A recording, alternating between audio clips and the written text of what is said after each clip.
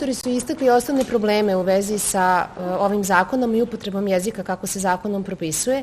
Ja ću pokušati da dam širu perspektivu i da je potom suzim. Dakle, ponavljam da je u članu 6 Zakona o rodnoj ravnopravnosti taj jezik koji zovemo rodno osetljivim definisan kao sredstvo kojim se utiče na svest i promene mišljenja u javnoj i privatnoj sferi. I takođe podsjećam na to da 73. članom zakona upotreba postaje ovoga jezika obligatorna. Dakle, u tom smislu mi svedočimo uvodu u Orvelovsku viziju sveta. Ovo nije radikalizacija diskursa. Dakle, u zakonu stoji da moramo da koristimo odgovarajući jezički diskurs koji zatim postaje mentalni diskurs i u skladu sa tim imamo pravo na određeno polje kretanja.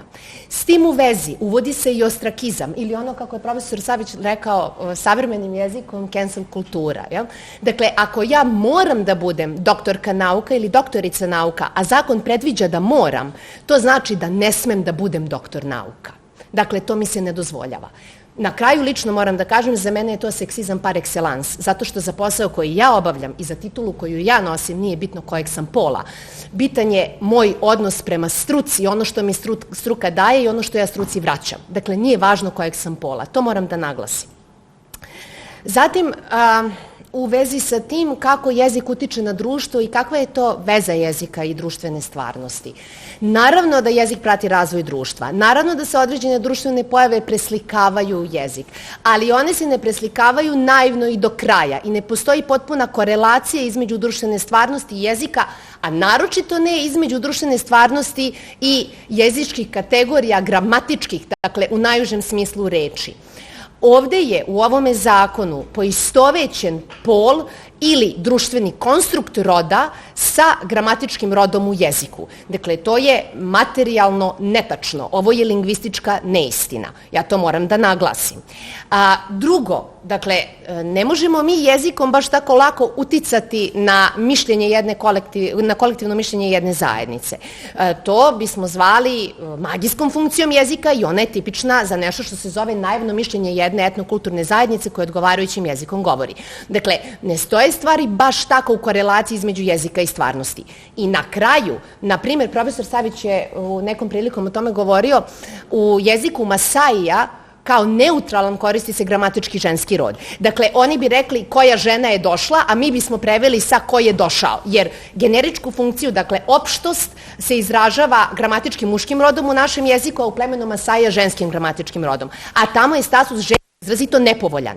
Dakle, ne postoji korelacija između položaja žena i jezika koji koristimo. Ono što moram takođe da kažem, i o tome će sigurno biti još reči, dakle, prvi put se u istoriji srpskog društva, srpske kulture, srpskog zakonodavstva, čini mi se, vi ćete me ispraviti, i srpskog jezika propisuje jezičko tkivo zakonom. Dakle, ovo je presedan. I to mora da se naglasi. Drugo, u tom presedanu struka nije konsultovana, ona je potpuno preskočena. Ja ću posjetiti na to da se Odbor za standardizaciju srpskog jezika, a znamo koga je osnovao, profesor Savić je rekao, oglasio u 3 navrata, a poslednji put 31. maja 2021. godine, neposredno pred donošenje Zakona o rodnoj ravnopravnosti, i tada je objavio odluku pod nazivom Nasilje nad srpskim jezikom. Naslov je dovoljno indikativan. Dakle, u poslednjih sigurno deceniju, sada već i 2, mnogo se piše o ovoj temi. I podsjećam na to da je prilikom donošenja zakona tadašnji resorni ministar Gordana Čomić izjavila da samo odbor SANU može da odlučuje u upotrebi, čini mi se, parafraziram, naziva u ženskom rodu, ali da to sada odbor nije učinio. Dakle, ovime su obmanjeni poslanici i obmanjena je celokupna javnost. To prosto nije tačno. 3. jula 2021. godine, po donošenju ovog zakona, reagovala je Matica Srpska, održala je okrugli sto o ovome pitanju i tražila ukidanje ovog i donošenje novog zakona. To je ostalo bez odgovora. I na kraju moram da naglasim to da je jezik istrgnut iz ruku lingvistima, to jest ovde srbistima. Mi takođe, i to javnost treba da zna, sada učestvujemo u duboko polarizovanom diskursu u kojem s jedne strane stoje ideolozi, uglavnom, s druge strane stoje lingvisti. I često se lingvistima obesmišljava stav time što smo retrogradni, konzervativni, tradicionalni, što ne čujemo drugo mišljenje, što svi radimo u visoko hijerarhizovanim institucijama, pa onda to mišljenje često ne može i ne sme da se čuje.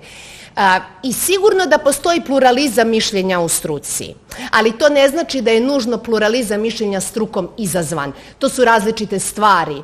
Dakle, na poslednjem dijalogu društvenom u Novom Pazaru kom sam svedočila, jedan od zaključaka bio je da postoji pluralizam mišljenja u struci. Dakle, pluralizam mišljenja u struci izazivaju ili ideolozi ili onda u skladu sa tim interpretiraju jezičke činjenice tako da odgovaraju ideološkoj postavci sveta. I to treba da se naglasi. Dakle, neutralnost muškog gramatičkog roda nije nešto oko čega se može mnogo polemisati. To je lingvistička činjenica. To je vrlo lako dokazivo. Dakle, kažemo ko je došao, a ne ko je došla. Kažemo ona je najbolja od svih profesora, a ne... Dakle, a po tim naravno podrazumevamo da je bolja i od svih žene, od svih muškaraca koji su profesori i tako dalje. Profesorka Klikovac je o tome govorila, ne moram se vraćati sada na to. Još nešto u vezi sa ovim. Dakle, profesor Savić je ukazao na to da se jezičkim pitanjem bave i nelingvisti, bave se sociolozi i pravnici i politikolozi. I saista, u sve dužno poštovanje prema svima njima, jezik treba ostaviti lingvistima kao što samo hirurg, kako je rekao profesor, operiše u operacionoj sali. Ne može ni svaki srbista da odlučuje o svim jezičkim pitanjima, jer za to prosto nije kompetentan. Zato svi mi imamo svoje uske naučne oblasti. I na kraju, to je potpuno prirodno, zato što da bi neko ostvario apsolutnu kompetenciju u svome polju, to polje najčešće mora biti vrlo suženo. Časti zaista izuzecima. I to što se moglo čuti u Novome Pazaru, kako su se akademici Ivan Klajn i Predrag Piper uspešno bavili srpskim jezikom, a jedan je italijanista i drugi rusista i slavista, nažalost obojica su pokojni. Dakle, to je samo izuzetak koji potvrđuje pravilo. Iznimni su nesrbisti koji kompetentno i do tančina razume i onda mogu raspravljati o pitanjima srbističke struke. To treba da se naglasi. Dakle, onaj ko ne zna istoriju jezičkog sistema, funkciju gramatičkih rodova, onaj ko ne zna nešto o istoriji gramatičkih rodova, onaj ko ne razume uopšte čemu gramatički rod služi, a on služi flektivnim jezicima tome da se ostvari kongruencija, to je slaganje u rečenici, onaj ko ne zna kako, kada i od koga primamo veliki deo internacionalne leksike, baš ove sporne, psiholog, pedagog, biolog i tako dalje, a to se mora znati da bismo razumeli zašto je kod njih baš muški rod neutralan i ne moramo biti psihologice ili psihološkinje i tako dalje, onaj ko u konačnici ne zna da je učiteljica pozajmljenica, onaj ko ne zna da kralj i kraljica u korelaciji nikada ne mogu biti isto kao direktor i direktorka, a poziva se na ovaj prvi par, taj prosto nije kompetentan da raspravlja o jezičkim pitanjima i to treba da se naglasi. I ne treba se to više relativizovati. Dakle, jezik je otrgnut iz ruku srpskim lingvistima. I na kraju, ovo nije lingvistički skup, ja neću mnogo o jeziku govoriti, ali evo načelne napomene, nadam se da ću stići. Da bismo razumeli prostor u kom se krećemo, a profesori su već ukazali na to, dakle, predstavnici, zagovornici takozvanog rodno osetljivog jezika ističu kako je muški rod diskriminatoran, kako nije neutralan i kako ga treba izbegavati kada govorimo o osobama ženskog pola, a ovde i osobama koje se izjašnjavaju kao žene u Zakonu o rodnoj ravnopravnosti, što je posebno problematično, ali u to sada ja neću ulaziti.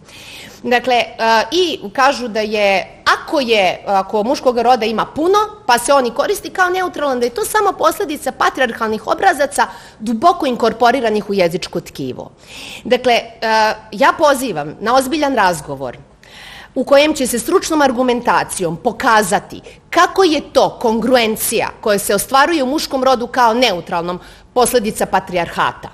Dakle, to kada mi kažemo ta majka i to dete, dakle, ženski gramatički rod i srednji gramatički rod su stigli, mi ostvarujemo kongruenciju neutralizacijom, to jest upotrebom muškog gramatičkog roda. Mi možemo reći ta ljubav, ženski rod, ali na suglasnik, ta majka su za mene najvažniji pojmovi. Dakle, dve imenice ženskog gramatičkog roda, a slaganje u muškom gramatičkom rodu, jer se prosto ne dekliniraju isto, imaju različite padežne nastavke. Sada, u vezi sa tim kako je muški rod ostatak patrijarhalnog obrasca sveta, ja bih pozvala na velike autoritete, poput Francisa Konta ili Evela Gasparinija, koji polemišu o tome da su slovenska plemena bila matrijarhalna. Dakle, nisu svi indoevropljani bili patrijarhalno uređeni. Naprimer, nisu bili ni Albanci, a naprimer Grci ili Latini stari ili Germani jesu bili. I o tome govori, dajem samo kao nekakav slikovit primer, odsustvo imena za pater familijas u praslovenskom jeziku, pa i u današnjim slovenskim jezicima. Dakle, ono postoji, taj termin postoji u grčkom i u latinskom i u germanskim jezicima, ali u slovenskim jezicima ne postoji. Otac je onomatopeja iz dečjega jezika i znači samo majčin muž.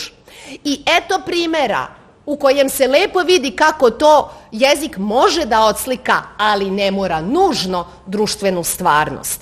Na kraju ovde bi se dalo mnogo govoriti i o položaju žena u starim slovenskim društvima, o kultu žena ratnika, o odabiru partnera, o poligamiji eventualno i tako dalje, ali ja u to sada ne ulazim.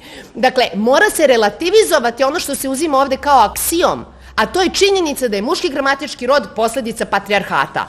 To prosto niti je dokazano, niti ja iskreno da budem, ja ne znam kako to može biti dokazano. Ali evo, ostavljamo ovo otvorenim. Drugo, profesor Savić je komentarisao da je muški rod ostatak opšteg neutralnog roda. I zaista u pravindoevropskom jeziku, davno, mi smo imali samo jedan rod. Onog trenutka kad se javila potreba da se markira nešto u stvarnosti, a uzgled budi rečeno, pošto je to bila stočarska kultura, markirali smo prvo životinje ženskoga pola u toj stočarskoj kulturi. Dakle, bilo je naravno vrlo važno da li govorimo o kozama ili jarčivima i da li govorimo o ovcama ili ovnovima.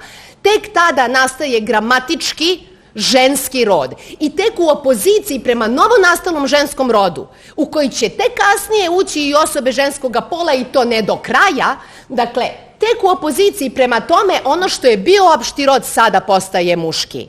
Dakle, u tom smislu je muški rod zapravo, kako bih rekla, iako je istorijski primaran, njegova funkcija je ovde sekundarna jer je on bio opšti rod.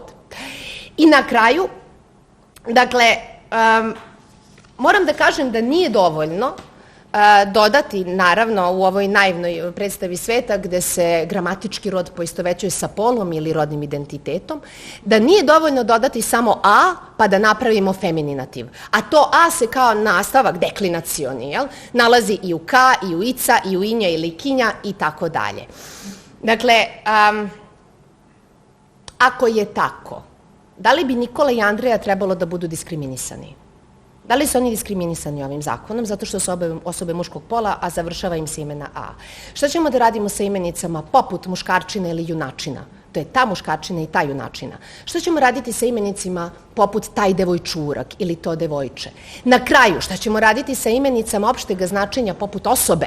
Pošto je ona gramatičkog ženskog roda, a semantički opseg obuhvata sva živa bića, dakle i muškoga pola i ženskoga pola, pa i dete, koje se percipira u naivnom mišljenju sveta kao polno nedozrelo, dakle, da li ćemo praviti osob za muški pol ili konstrukt društveni, a ostaviti osobu za žene? Šta ćemo sa imenicom ličnost, koja je ženskog gramatičkog roda, a pobogu završava se na suglasnik?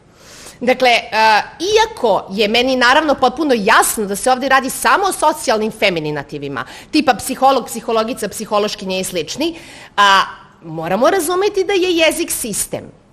Dakle, i to što ja priznajem jeziku sistemnost mene ne čini strukturalistom, kako se inače nam obično spočitava. Dakle, ja nisam strukturalista, a to je jedan od pristupa mogućih jeziku, zato što priznajem jeziku sistemnost.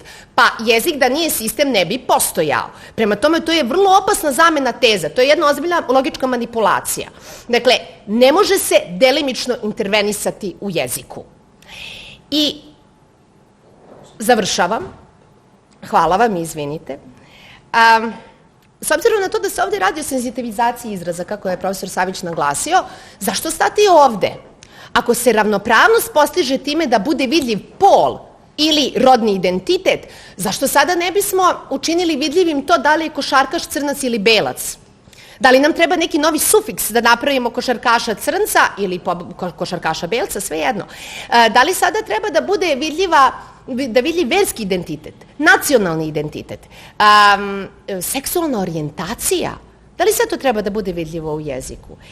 I na kraju, i ovime završavam, Čini mi se da ovakav pristup jeziku i donošenju ovog zakona podsjeća mnogo na jedan događaj u Američkom senatu iz 1897. godine. Taj događaj se popularno zove Indiana P. Bill. Naime, jedan nadri matematičar pokušao je da promeni vrednost broja pi da bi računao kvadraturu kruga, da bi površinu kruga računao putem kvadrata. I da se nije na toj sednici našao zaista jedan uvaženi fizičar, to bi možda i prošlo. I moram sada da apelujem na javnost, na državne organe, da se vrati jezik srpskim lingvistima, da adekvatno brinu o njemu, kako su to činili do sada, da ne bismo završili u jednoj ideologizovanoj stvarnosti i diskursu u kojoj ćemo